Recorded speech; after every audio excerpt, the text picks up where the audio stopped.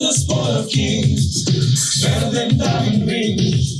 Football, Wildcats, football, Wildcats, football, Wildcats, football, Wildcats, football, Wildcats, football, Wildcats, football, Wildcats, football, Wildcats, football, Wildcats, football. Welcome to the Married with Picks podcast, season 3, episode 4, week 4. All done over there? Yeah. All right, good. Good to go. All right, so here we are back again, week 4. A lot of injuries this week and some potential weather concerns. So first game on the slate is the London game. Minnesota Vikings at the New Orleans Saints in London. Opened at -1 in favor of Minnesota. It's at -3 in favor of Minnesota. So Jameis Winston, I believe, has been ruled out or is doubtful. Michael Thomas is out. So we're going to have Andy Dalton versus Kirk Cousins here. So to me, I don't know. I worry a little bit about the travel.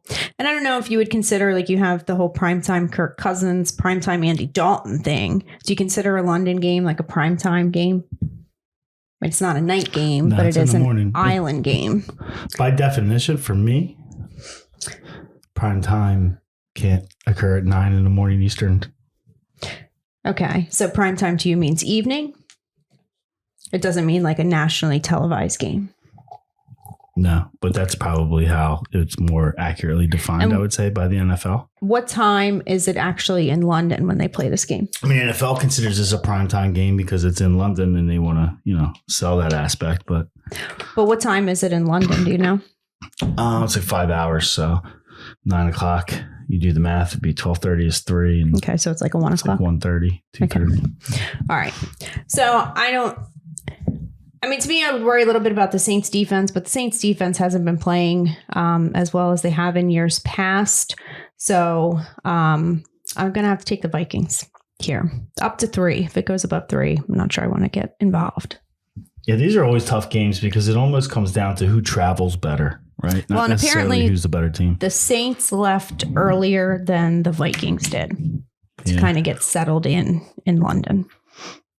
Yeah, I mean, everybody's got their own philosophy. That's probably smart so they can get acclimated to the change in scenery, right? But I'm going to go with Vikings because I just don't like the Saints. I'm not huge on the Vikings yet. I love their fantasy football impact, but I don't know that they're the toughest team in the league. But I'm really down on the Saints right now. I just think they have a lot of problems. And sometimes, traveling far away, to a place like England could help a team like the Saints kind of bring it together. And maybe that's something that they need. But I'm going to bet on the fact that it's not going to help anything and probably just magnify problems. Take the Minnesota Vikings. Personally, if I was an NFL player, I would hate to have to go to London. All right. So next game up is the Cleveland Browns at the Atlanta Falcons. It opened at -2.5 in favor of the Browns. It's down to -1. Do you think they hate going to London, or do you think that they hate playing in London? Because I think they're partying it up when they get over there. I don't know. To me, I'm a creature of habit, so this would be like totally out of my normal routine. Yeah. So I would hate it. All right. So anyway, next game. Let me ask you this. So can we hold on, let's stay a second because this is the first game in London. So as a football fan, do you like waking up at night, having a game at 9:30 in the morning? No. Think if you're on the West Coast watching this, right? Your 3-hour difference. So it's 6:30. Yeah, you're 6:30 in the morning. I mean, who's waking up for that? I'm sure you got your crazies, but anybody that went out the night before is not waking up. To them, because to them, right, they watch football at, instead of 1 o'clock, it's 10 o'clock. Yeah. Right? Like every week. Like that's weird, right? Yeah, but there's a big difference between 10 o'clock in the morning and 6 o'clock in the morning, no? Well, but it's relative because if you're used to watching football at 10 o'clock, then it's the same difference as it is to us used to watching football at 1 It's o'clock. the same difference, but I'm just saying if you're, think of it. They also watch like primetime games or what, 5:30? Think of it more so to make my point of you having to wake up at 6:30 in the morning to watch Yeah, I the don't game. get up at 6:30 in the morning on the weekend. Yeah, that's what I'm saying. I prefer not to get up at 6:30 in the morning ever, but Yeah, I'm sure, that's the way most of the people like in Los Angeles feel, that they wouldn't want to get up at 6:30 in the morning. Some people are morning people. Maybe they like it. Yeah, I'm sure some people like it. Anyway. Okay, can we move on now? I kind of like it. I like waking up and there's football. As long as it's like two teams I don't care about. Like, I don't want it to be a big game. I just want it to be like put two scrubs out there. Have the Eagles ever played in London? That's really what they should do. They should have 3 London games, right? And the worst schedules or the worst records from the prior year have to go to London. And put these scrub teams on there. At least you're watching football, but it's not like, Well, the Eagles played in London once, right? Chiefs. Yeah. Well, they would never do that, right? And Like if they're not going to They put. went over there, they stunk. And who did they play? The Jaguars? Yeah, probably. And the Jaguars stunk. I don't think they were partying, remember? Because the Jaguars were over there partying. They're coming under criticism for partying the night before, at least, and a couple other days, I believe, like their defensive secondary. Mm-hmm. Okay. Anyway, I digress. Anything I like else? this 9:30. Yeah, please digress. As long as it's not two good teams. Okay. All right. So next game is the Cleveland Browns at the Atlanta Falcons. It's at -1 in favor of the Browns. So the Browns have actually, I didn't realize, they're 2-1. And the only game that they lost was that game to the Jets where they lost by 1 point at the end of the game. So they're actually getting it done with Jacoby Brissett at quarterback, which is a little bit surprising to me, I guess. And obviously the Falcons have been a little bit better than I expected, although their record doesn't necessarily reflect that. The Browns will be without Myles Garrett, I assume. I didn't specifically look it up, but he was in a car accident the other day. So that could have some impact. I don't really have a strong feel in this game because I feel like these teams are kind of similar. And it's like a coin flip to me, basically. Do you have any thoughts on this game? Yeah, I do. When I just look at this matchup, overall teams, I just feel like Cleveland's tougher than Atlanta. But their defense has not been very good this year. I mean, they gave up 30 points to the Jets, right? Yeah, but they just kind of had a collapse, right? In the last 2 minutes, giving up the 2 touchdowns. So yeah, but still. I don't know that I would look at that as an anomaly rather than a norm. Their defense has still played pretty tough, when they were playing against Pittsburgh. They look pretty tough. Anyway, I like Cleveland. I like Cleveland in this game. I've liked Atlanta in a couple spots here early to start. I feel like I have a good read on them. The only thing that scares me a little bit is that this is at home, but I feel like when I look at Cleveland, even though, they have maybe more than be desired at the quarterback position, right, currently, I personally like Brissett, and I think that he can get the job done. I think Atlanta's more of that team that they're almost, I'm going to take them against the teams that I think that are non-playoff teams or non-good teams. I think they're the best of the worst. Okay. So when I look at this matchup, I'm really saying even though Myles Garrett might be out and Brissett's the quarterback, I think they could play a very strong run game with Nick Chubb and what's the other guy's name? Kareem Hunt. Kareem Hunt. Mm-hmm. And I think that, they're just going to overpower the Falcons on the line of scrimmage, even on defense. So I think that Cleveland's a play here for sure. Okay. All right. Next game up is the Washington Commanders at the Dallas Cowboys. Open at -5 in favor of the Cowboys. It's down to -3.5. Wow. Well, that's interesting. Yeah, very interesting. Why is that going that way? So I have to say that my take on Carson Wentz last week was spot on, and I let you talk me off of it. I was that was like I don't know like how many games I got wrong last week. I was doing pretty good. I should go back and probably tally the record up, but this was definitely the one game that I got wrong, and it was the Eagles Commanders game for sure. You were right on. You came out saying that you like the Eagles. And you talked me off of it. I know, and I thought I was being like probably too smart for my own good, I guess. Going against the Eagles, figuring that they run into problems with Wentz, but their defensive line was just too much for the Washington offense to handle. So I feel like, this is a similar situation. Like you have Micah Parsons in it can't get any better, right? You Dallas. got, Lawrence playing defensive end. He looked like a monster, like he was in the backfield the entire game. Now, do you think Carson Wentz? Yeah. Do you think that what happened last week is going to be in the back of his head when he takes the field against the Cowboys? Yes. I even heard someone in the media who had, covered Wentz in Philly, and he said he was part of the pre-week interviews with Carson Wentz heading into the Dallas matchup, and he even said Carson looked scared. Really? Yeah. So, He got banged around pretty good last week. I expect him to get banged around pretty good this week. So that, I guess my initial take on this game was similar. But then I look at the other side, and you have Cooper Rush at quarterback. He does have 2 wins under his belt as the quarterback. But they haven't scored more than 17 points in any game. So he's managing the games for him. He's getting wins. But I kind of wonder if, at least Carson Wentz can get something done. Like if they can get a couple touchdowns late, like to bring him back. Like Dallas doesn't have the horses to run up the score early. So that kind of concerns me. So my initial take was take the Cowboys, but then I was kind of like, I could see Carson Wentz, like in some of the earlier games, like against Detroit, they went down big, but Carson did bring him back into that game in the second half. So I don't know. So I'm kind of torn on this one. But I definitely wouldn't take Dallas above 3. What do you think? I would take Dallas. Really? Or you think they can score enough points?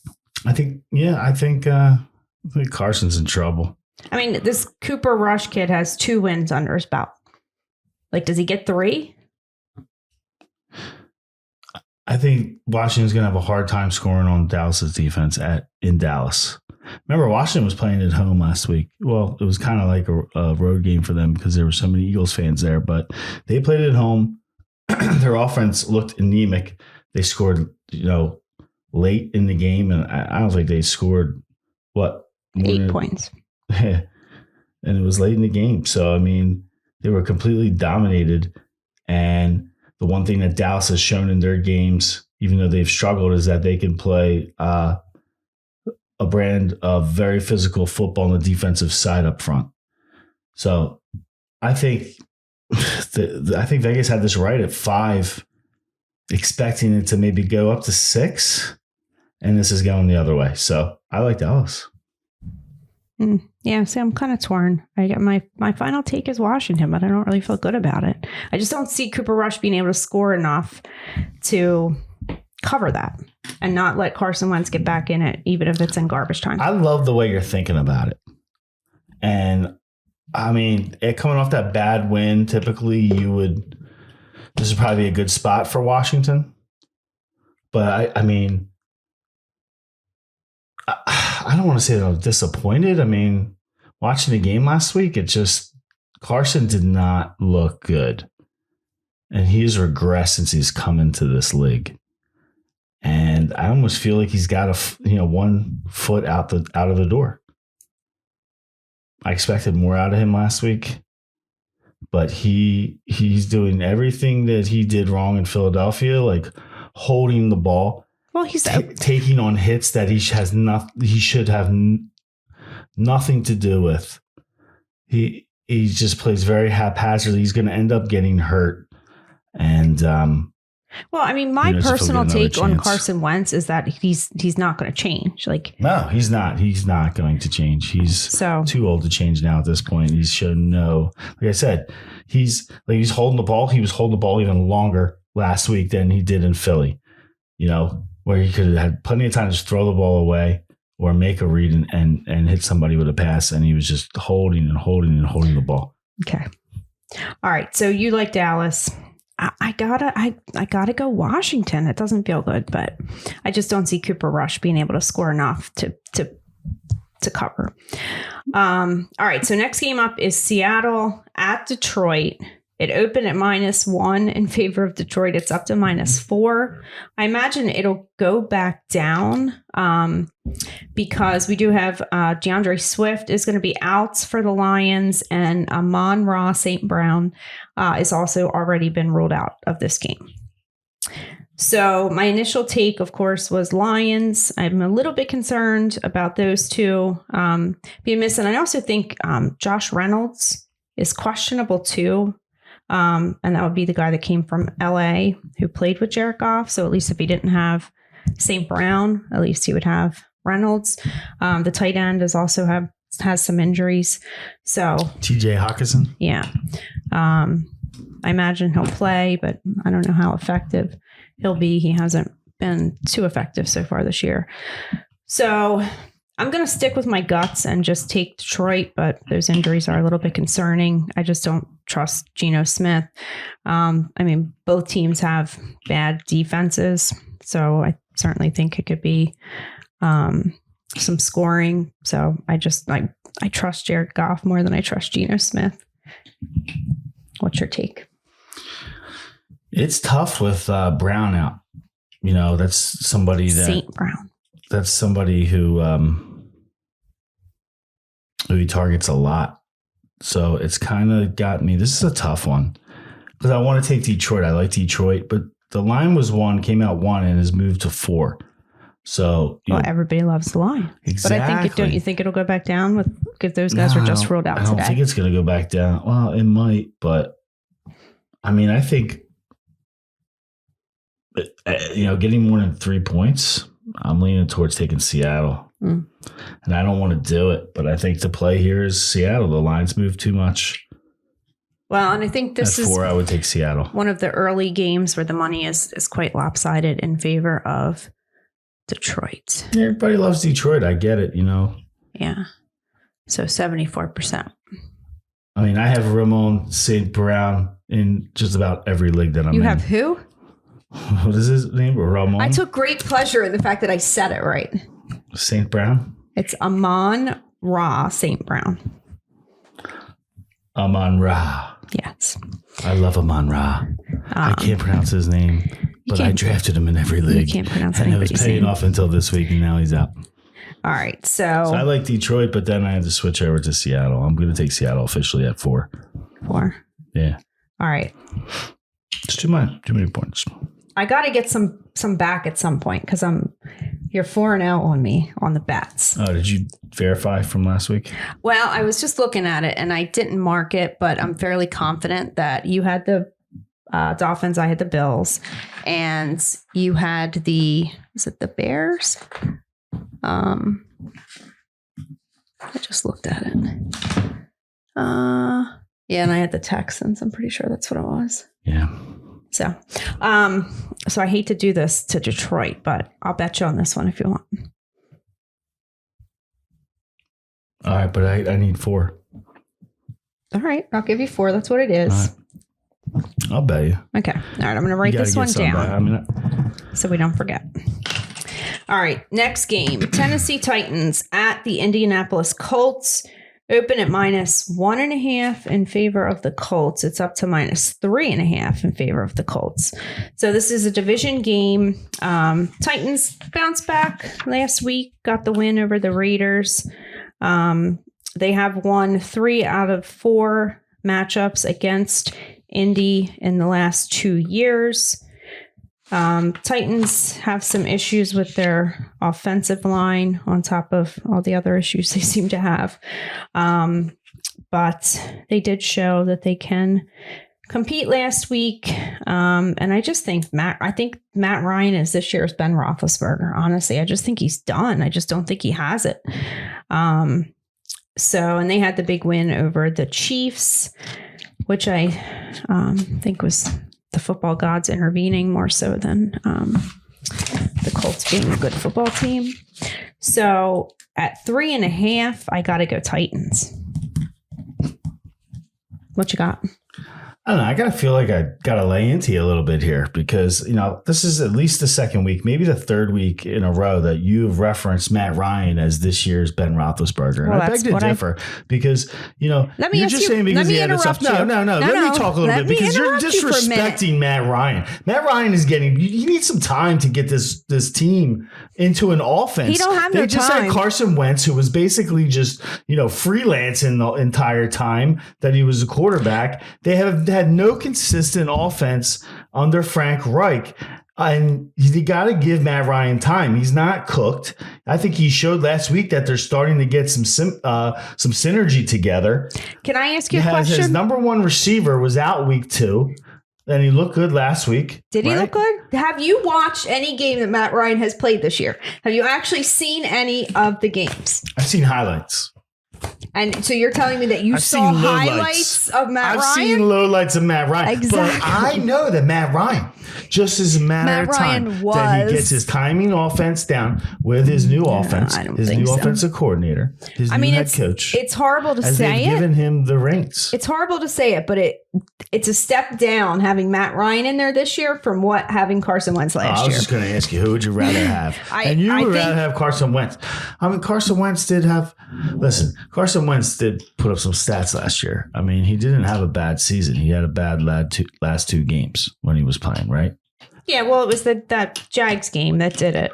That stuck the nail in his coffin last year. Well, but I mean, we saw what happened this year against the Jags. Like, I don't know. Stuck the nail in his coffin what it or is. The needle in his arm or not the needle in his arm is what basically got him out of Indianapolis. Well, and I heard on the radio somebody suggested nothing to do with his play. That at this point, Frank Reich is just trying to save his job. Yeah, I'm sure. He probably wanted to hold on to Carson Wentz a little bit longer, but the owner was just done with it. He would have. What do you mean he might have wanted to? Those two were like a match made in heaven. They loved each other. Well, it didn't work out so well last year, so it didn't work out well the last 2 games of the season.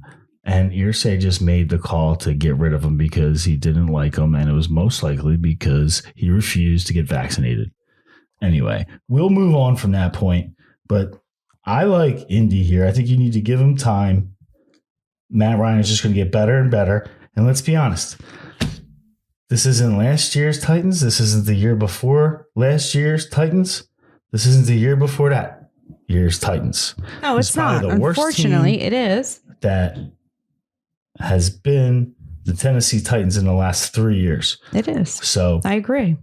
I think this is... But they're still better than the Indianapolis Colts. I disagree. I think that this is like Indianapolis is salivating, waiting for Tannehill and the Titans to come to town. Just like they were avenging the Jags in week 2. Oh, okay. So I want this at 3. No, I'm not doing it. I want it at 3. No.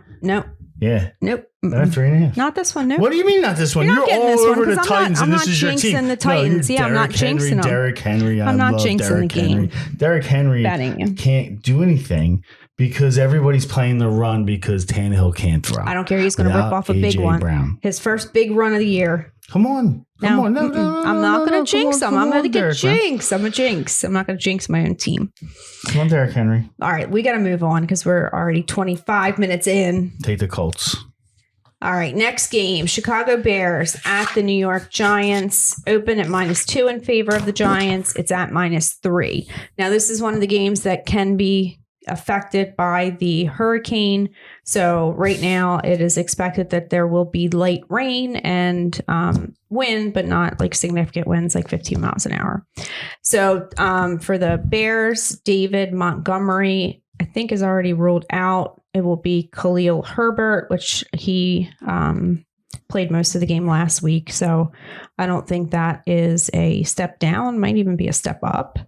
Obviously.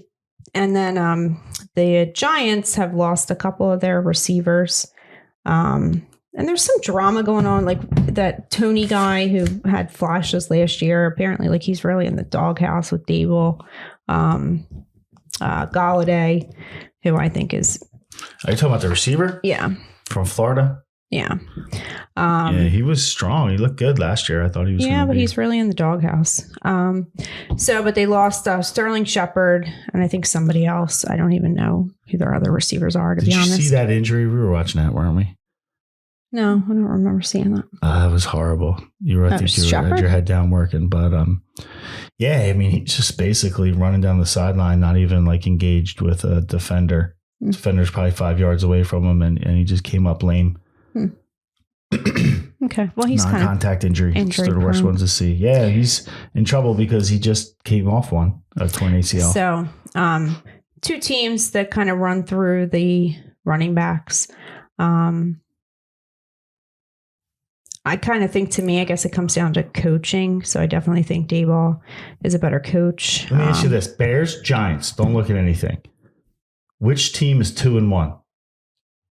Well, I know which team is 2-1. Which team? The Bears. They're both 2-1. Oh, that's crazy, right? Or I guess which team would I not expect to be 2-1? Neither of them. They're both 2-1. Well, this is I crazy. know the This Giants are matchup is 2-1 too, but the Bears, like somebody said that on the radio today, and it was like, that's interesting. Listen, I'm looking at this game, and all I can think of is the old adage, and this is why it's crazy that they're both 2-1, because 2-1 is good record, right? All I can think about is the old adage: two bad teams take the points. Yeah.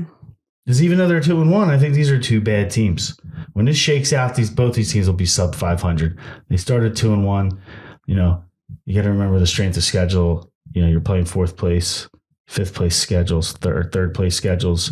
Both of these teams, I believe, don't quote me on their record, but I think they were both last place last year in their divisions. Well, the Bears had that week 1 game that was pretty messy.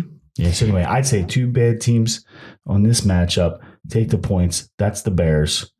That's a wrap from me. I know they're on the road, but I think the Giants are just going to start stumbling. Well, I definitely think it's probably going to be a low-scoring game. So, by that token. They're going to need a receiver to step up. Whether it's Galladay, Tony somehow gets back on the field and in to his Galladay has already made comments in the media, and then he dropped the ball last week, and it was just like you can't complain and then drop the ball. It's just not a good look. So I don't know. Saquon can't do it all. I don't know. I mean, I think the Giants probably are the better team, or at least the more competitive team, because I don't even know how much the Bears are really trying to win games, and that's what makes their record even worse. But yeah. All right. Let's move on. Next game, Jacksonville Jaguars coming in. Whatever you do this Sunday, try not to watch that game. Jacksonville Jaguars coming into Philadelphia, open at -6 in favor of Philly. It's up to -6.5. This is another game that could be affected. Similar forecast: light rain, 15-mile-an-hour winds. Hurricane. Eagles are the only remaining undefeated team in the entire NFL. It just doesn't seem right to say that. So we have Doug Peterson returning to Philadelphia, where he brought the Eagles to the promised land a few years ago. I think that the Jags defense is probably the best defense that the Eagles have faced this year, which doesn't say much about the teams that they faced. So, especially if the weather could be a factor. And I don't know. I mean, I guess obviously Jalen Hurts wasn't here when Peterson was here. Some of the other players weren't. But who wasn't? Jalen Hurts wasn't on the quarterback. Eagles? Yeah, when Doug Peterson was here. Yeah. Is that a wrong statement, Steve? Yeah, absolutely it is.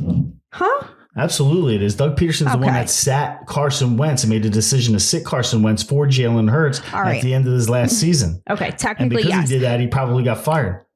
But I guess my point was back like he's the one that gave Jalen Hurts a start. Yeah, okay. Technically, he drafted him, even though they say that's the owner that made the pick. Okay, my whole point in it, like, do you think that Doug Peterson knows how to So, okay, if Doug Peterson went up... You better get it together. Wait a minute. If Doug Peterson went up against Carson Wentz, obviously he knows Carson Wentz very well. Do you think that Doug Peterson has that advantage in knowing Jalen Hurts that well? Well, because how many games did Jalen Hurts play for Doug Peterson? No, well, here's the handful, right? At the end of the season. It doesn't come down to did he coach him long enough. Jalen Hurts is a completely different player when he was at the tail end of his rookie season compared to right now. Okay, he's just developed so much. Right. So that was my point. It doesn't really help him. Okay. Because he was a different, complete player.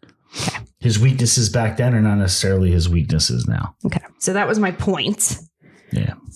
But you better damn well recognize that Dougie Peterson is going to come to Philadelphia and try to stick one up the Eagles and the front office and Howie and Jeffrey Lurie. Most specifically. Because the reason why he's not here, let's make no bones about it, regardless of what the exact point is, there's two people the reasons why he's not here. And that's Jeffrey Lurie and Howie Roseman. And that's the owner and the general manager, and they're both still in play. So when he looks across the sideline, he's not mad at Jalen Hurts. He doesn't want to go get Jalen Hurts. He doesn't want to go get Nick Sirianni. He wants to go get the front office and the owner. Believe me. And there's no animosity there necessarily. But as a competitive person, you better damn well want him know that he's coming here to beat the Eagles. Okay. So I'm going to take the points and I'm going to take the Jags. Who you got? I like the Eagles. You like the Jags? Yeah.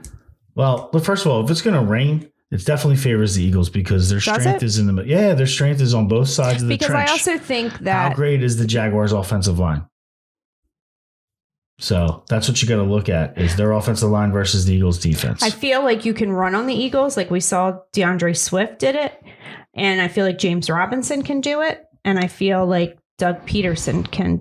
So you're saying that the Eagles can get run on because of the Week 1 game against Detroit? Last year they were able to get run on. Don't you see that this team is a different defense? They have completely different personnel, like good players. From 2 weeks ago? And then same players, but they were figuring it out Week 1. Come on, we gotta how much? We really gotta sit down and talk more. You gotta pay attention to these Eagles games, okay? This team is gelling. They have the talent and they're gelling, and people better watch out because the team's going to end up going to the Super Bowl. How much did Washington try to run the ball last week? They couldn't because they dominated the line. No, because they were losing 24-0. Believe me, Trevor Lawrence is good. We're going to find out how much Doug Peterson has put a stamp on him early in his coaching career with him. Because my prediction is that Trevor Lawrence is in for a rude awakening when he comes to one of the best defensive fronts in the NFL. And especially if it's raining and it's wet and it's hard to get a grip on that ball, watch out. There's probably going to be a couple turnovers here to go with it. I think that this is actually by a blowout. Jalen Hurts. I'm looking like 34-10. Okay, not happening. All right. I mean, you guys blew out the Washington Redskins or Commanders, and it was 24 points. You put up 24 points in the game before. Let's not get ahead of ourselves. Let's not anoint this is the problem. Let's not anoint the Eagles. This is the problem, and I'm going to tell you this is the problem with the public in this game, right? Because the Jaguars are coming off that win against San Diego, and everybody's thinking San Diego is really good. Everybody likes San Diego. Everybody's playing San Diego, and Jacksonville goes in there and sticks it up everybody's ass by beating San Diego, and everybody took San Diego. And their quarterback could barely walk the game before. Right. He was hurt, and he shouldn't have played. What happened the week before that? The only reason why he played is because their backup quarterback is Chase Daniel, and Chase Daniel is maybe the worst quarterback out of everybody who in the NFL who puts on a uniform. He's the worst quarterback in the league. So they're basically saying, okay, we'll put the kid in, even though he's injured and he can't really hang in there and get hit hard. But what happened? The backup's so bad, we got to go with him because we have no chance to win with Chase Daniel. I like the Eagles here. Let's not overrate Jacksonville for that impressive win last week. But what about the week before, where they shut out the freaking Indianapolis Colts and your boy Matt Ryan? Because they're struggling. The Indianapolis was struggling. They struggled the week before Matt Ryan too. Stinks. They're going to get better, just like the Eagles' defense keeps getting better. Well, their Eagles' defense is matriculating just into like the Jaguars keep getting better. Cohesive unit faster than Indy's offense will. But don't sleep on Indy's offense. We're going to keep an eye on that the whole season. Yeah. All right. Okay. And also, we're going to keep an eye on is Jacksonville not able to run the ball against the Eagles' defense. How about this one? Okay, we'll do this. First of all, Eagles, Jaguars. No, I'm not jinxing myself on this one because it was way too much. How about this? Not including the quarterback. Jacksonville will not get over, they'll not have a 100-yard rusher. You can have both of them. You can have ATN, any of them go over 100 yards. I'll give you the quarterback too. I mean, he's not going to go over 100. He has a rotten watch, does he? Eagles will not give up a 100-yard rusher this Sunday. $20. All right, fine, whatever. All right. Okay. All right, let's move on. Please. We're getting way off track here. New York Jets at the It's a 36-minute mark. Pittsburgh Steelers. We're halfway through the slate. Minus 3.5. We had a fast one last week. Favor of the Steelers. I know, and you're like ruining 30 minutes, it. maybe 35 like from minutes. the very first game, you just hijacked What's it. ruining it? Talking about London and prime time and people want to hear traveling. People want to hear us go back and forth, Jaclyn. Oh my God. All right. Steelers minus 3.5. We got Zach Wilson back at quarterback for the New York Jets. Who's ruining it? I feel like I'm excited to see. I feel like Zach Wilson has potential. I feel like this is a bad spot to come back, though, against the Steelers. But the Steelers are without TJ Watt, who is like probably 30% of their defense. And the Steelers really haven't been scoring. So they put up 23 points in the first game, but one of those was a defensive touchdown, 17-14. So it doesn't really feel good, but I'm taking the points and I'm taking the Jets. No, I'm taking Pittsburgh. This is a bad spot for them to come back. You should trust your instinct. And your first comments, you're going down the road of taking Pittsburgh. This is a bad spot for him to come back. This is a bad spot for the Jets. I like Pittsburgh. They're at home. This is going to be one of those classic, Pittsburgh's at home. Get out of the way. 35-7. Go Steelers. Okay. All right. Next game up, the Buffalo Bills at the Baltimore Ravens. It opened at -1 in favor of Buffalo. It's up to -3. This is probably the game that could have the biggest weather impact. Their forecast is a little bit more than the other two, just steady rain and winds a little bit stronger, 20 plus miles an hour. So these teams met in the playoffs in 2021. Bills won that game 17-3. So they were obviously able to contain Lamar pretty well in that matchup. Baltimore doesn't have much of a run game at all outside of Lamar and not much wide receiver production. So it's basically Lamar and Andrews. I feel like last week, obviously, the Bills lost to the Dolphins, but they really controlled that game. They ran like 90 plays compared to like 30 some plays. So I feel like they were just on the wrong side of variance last week, and I feel like they'll get it back this week. So I'm taking the Bills. Yeah, I think the problem here is the Bills we talked a lot last week. In the Miami Dolphins matchup, at least I did, about the injuries that he had on the defensive side and that they were going to have a lot of problems, not only being shorthanded with possibly being out as many as 4 or 5 defensive starters.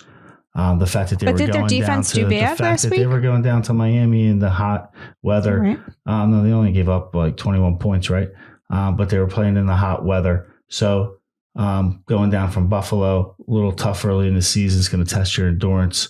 Regardless, they still have these key players that are limited participants in practice that it's not clear if they're going to play, like Mitch Morse, the center on the offensive side, Ed Oliver on the defensive side, a tackle, and Jordan Pryor at safety. So I almost have a wait and see feel. I want to take Buffalo here. I like Buffalo in this matchup. I think they're much stronger than Baltimore, and their defense is playing good if they have everybody on the field. So you got to wait and see. The play here for me is Baltimore. But if these guys aren't playing, the 3 that I mentioned, I wouldn't take it. Wait, you just said my play here is Baltimore. Buffalo. Okay. Sorry. All right. So we're both on the same side there. I'm not worried about the injuries as much. All right. Next game up, LA Chargers traveling to Houston, open at -7.5 in favor of the Chargers. It's down to -5. We have obviously still question marks with Justin Herbert. I haven't really heard much, but I did read that this particular injury that he has is not like, it's kind of more like a nagging type thing that he's going to have to deal with for a while. Like it's not something that's just going to like get better in a couple weeks. So, obviously he didn't look very good last week. I'm not exactly sure why they left him in the entire game. But I know like very early on, he had a fumble, he had an interception. It was just not good. Keenan Allen was back at practice, then left practice yesterday and has been ruled out already. They haven't gotten Austin Eckler going at all this year so far. Houston has a very bad run defense, but I don't trust that they're going to try to get Austin Eckler going. They do have some injuries on their offensive line that might be part of the problem. Their left tackle, and then on the defensive side of the ball, Joey Bosa got hurt last week, so I think he's questionable. So it's just too many question marks with Justin Herbert. Like I got to see him get out there and not look horrible before I can bet them at 5. Yeah, I can't take the Chargers anywhere here, for any reason. I'm not in love with Houston, but I think you're playing at home. Take the points. They're 0-2-1. They got to win at some point. Chargers look bad until Herbert really looks like he can do something after this injury. I wouldn't play him. Okay. All right, next game up. So these are the 4:00 games, I guess. Arizona Cardinals at the Carolina Panthers. Neither team has been very impressive. Now we have Christian McCaffrey questionable with a thigh injury. I guess some people are just injury prone. I don't know. But it seems like he's always hurt. So I don't have a whole lot to say on this game. I just feel like the Cardinals have more potential than the Panthers. So that would be my lean. It did open at -2.5 in favor of the Cardinals. It's actually -0.5 in favor of the Panthers. So yeah, people I think are jumping on Carolina based off the win last week, but which I had. But I think this goes the other way. Arizona's on the road, but I still like them. The public's betting it the other way. This is good news. I think Arizona should be at least a 3 or 4 point favorite here. So Arizona's 9-2 in their last 11 against the spread on the road. It's a pretty good stat for them playing road ball. Adversely, Carolina on the other side is 1-9 against the spread in their last 10. So that's a pretty bad stat there. 1-9 overall in their last 10 against the spread. That's enough for me to go Arizona. All right. So next game up is the New England Patriots traveling to Lambeau to take on Aaron Rodgers. Open at -5 in favor of the Packers. It's up to -9.5. I assume that is because Mac Jones was injured. I don't know if he's been officially ruled out, but I don't see how he possibly plays. So it's going to be Brian Hoyer at quarterback for the Patriots. So I mean, I think on that fact alone, I mean, the Packers haven't looked that impressive, but I don't see how they lose the game. I don't know if I want to take it at 9.5. It's a big number. I mean, you don't have to maybe tease it down. The game to lose the bet. Tease it down. That's pretty tough. I would. Brian Hoyer, like when was the last time he really played in an NFL game? Like started an NFL game? It's been at least a year. I don't know. It's at the end of the day, I think this is a Bill Belichick game, and that he can defensively help to scheme Aaron Rodgers so that he can't really stretch this game into a blowout. I'm not in love with Brian Hoyer. I think you can run on the Patriots. Do you want to jump down my throat about that one? I think you can run on Green Bay, too. So That's the problem. I feel like Aaron Jones and AJ Dillon could be effective. That's what they did in week 2. They weren't really able to do that last week against the Bucs. So I don't know. Belichick has to have something up his sleeve if he's going to win that game, I think, with Hoyer. So are you taking the Patriots? Yeah, I'll take the Patriots. Okay. New England's 16-2 in their last 18 straight up versus the NFC North. So they pretty dominant against this division since they're getting points. 16-2 is pretty strong being straight up, but you don't even have to win this game. You still keep it inside 9.5, and probably by Sunday, I would think that it would probably stretch to 10. What do you think? I don't know. Yeah, I would take New England in the points. All right. Next game up. Denver Broncos at the Las Vegas Raiders. Open at -1.5 in favor of the Raiders. It's up to -2.5 in favor of the Raiders. Raiders are the only winless or tieless team in the NFL at this point, which is kind of hard to believe. Apparently, after last week's loss, the owner had a closed-door meeting with Mr. Josh McDaniels because he's not happy. So I feel like this is a must-win for him as the head coach and for them as a team if they want to be competitive this year. I saw a meme that said the Patriots didn't name an offensive coordinator because they knew that Josh McDaniel would be back a couple games into the season, meaning get fired. I don't know. I mean, some people I think should just stay where they are. And he kind of had that. So people are just built to be offensive coordinators. He had that realization after he took the first head coaching job and got a little ahead of himself this time. I don't know. I don't see him as it's a lot of money. A head coach because I don't see the personality like a player's coach. You know what I mean? Like somebody that can really get the It seems like, he's probably like the more motivational aspect of it. Yeah. It's kind of like a wet noodle. Yeah. And you can't really build relationships, it seems like, but hey. Yeah. So I don't know. But I mean, the Broncos haven't been impressive. Their coaching ain't anything better. So I think the Raiders have to feel like the football gods have got to give one to the Raiders, and I'm willing to take it up to 3. I don't want to go past that. Yeah. Are you on the Raiders? I am on the Raiders. I think this is where they get their first win. Yeah. They're due. Yeah, I think they're definitely due. I thought last week was the week. And if they don't win this week, then I'm just not going to touch them the rest of the time until they win a game. But I like the Raiders here a lot. I think they got a chance here to really I think this coach on Denver side, what's his name? Nathaniel Hackett. Yeah, he's horrible. I mean, he seems very clueless through the first couple of games.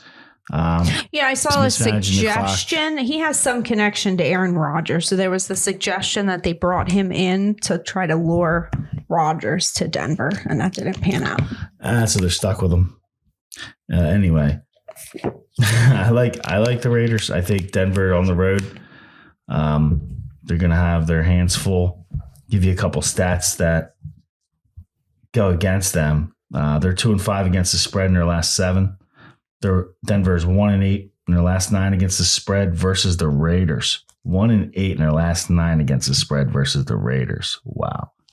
1-6 against the spread in their last 7 road games. So not playing good on the road, not playing good against the spread against the Raiders. I think the Raiders are not going to go 0-4. Take the Raiders. All right, next game. All right, so now we're into the primetime game. So we have the Kansas City Chiefs at the Tampa Bay Bucs. Why is it primetime? Because it's Sunday night. All right, you answered your earlier question in the beginning of the podcast. It's an island game. On my sheet it says it opened at -2.5 in favor of Tampa. It said a -0.5 in favor of Kansas City, but I think last time I looked, it was still Tampa Bay -1. I saw Kansas City -0.5. Okay. Well, regardless. Take a look at it right now. I see it both ways. I see it 1 for Kansas City. I see it all the way to 1 for Tampa Bay. Okay. And in the middle is a pick. half a point each way. All right. Who So knows where it'll end up on Sunday? So we have Tom Brady versus Patrick Mahomes. They had 2 prior meetings, at least since Brady has been a Buck.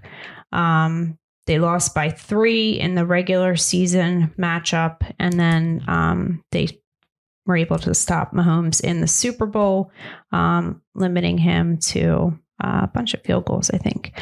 So I think the defense is healthy. Patrick Mahomes is without Tyreek Hill.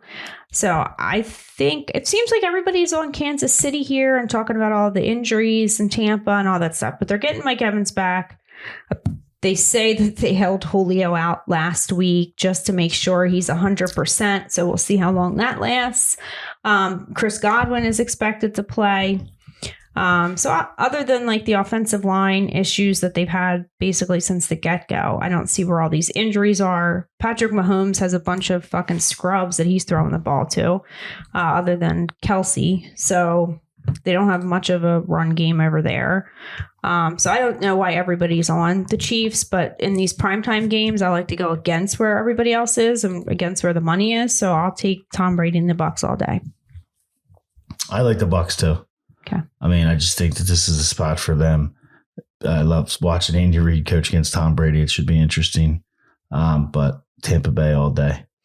All right. And then the last game is the Monday night game. The LA Rams going to San Fran. Division game. It's at... So, and this is another one. -1 in favor of the Rams, but it's now -1.5 in favor of San Fran. But all the money is on the Rams. So I don't know. That doesn't make any sense to me anyway. But this is a matchup where Kyle Shanahan has pretty much owned Sean McVay in the past. They did meet in the playoffs last year where McVay got the win in the NFC Championship game. It was a 3-point win, 20-17. So, and like I just said, all the money's on the Rams in this one. So I'm going to take the opposite and go with the 49ers, although I would prefer it if they weren't favored by 1.5. This is my game of the week. I love the 49ers here. And it has everything to do with Garoppolo, especially that, they didn't play well last week. It's kind of like, the ebbs and flows of the season we talk about. Look ahead game. They wanted to play. They're playing the Rams on Monday night. That's the big game for them. That's the big revenge game for them, for the team as a whole. But we'll get into really why it means more to Garoppolo in a second. But I just think from an ebb and flow part of the season, this is perfect for San Fran. Just losing, coming out on Monday night, hosting the Rams.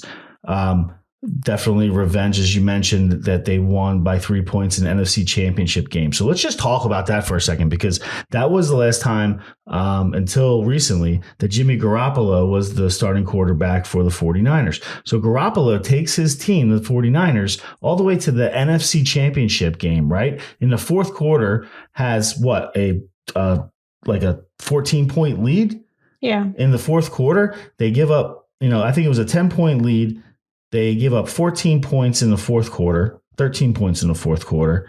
And Jimmy Garoppolo goes from almost making it to the Super Bowl, if it wasn't for arguably, kind of a defensive collapse, to losing his starting position. And now speed up to week 4 now. And the heir apparent has been injured at quarterback. And now Garoppolo gets to take his team back and is humble about it. Somehow miraculously is still on the team. And so they, he even admitted that he was probably gone, and they tried everything they could do to get rid of him and trade him in the offseason. Nobody wanted him. So he stayed in San Francisco, and he was a good teammate. And now look, he's just patient, bide his time. And now the ultimate revenge game, he comes back here to go back at the Rams after they basically ended his quote-unquote San Francisco 49ers starting quarterback. Well, and Kyle Shanahan apparently wanted Stafford, but McVay beat him to it too. So yeah, so nobody's in love with Jimmy Garoppolo, and he knows that. Well, I talked about it last week. I mean, I just feel like he's gotten kind of a raw deal because, you can totally blame that on Kyle Shanahan being too scared, like to not be aggressive in the games, to hold on to the lead the same way he did years ago with poor Matt Ryan, who had his one shot at the Super Bowl and gave that up. 2016 Super Bowl?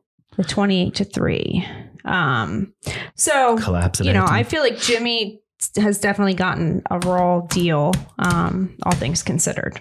So I would like to, he didn't look great last week. A couple of those things weren't his fault. The interception, the fumble at the end of the game. He did step out of the back of the end zone.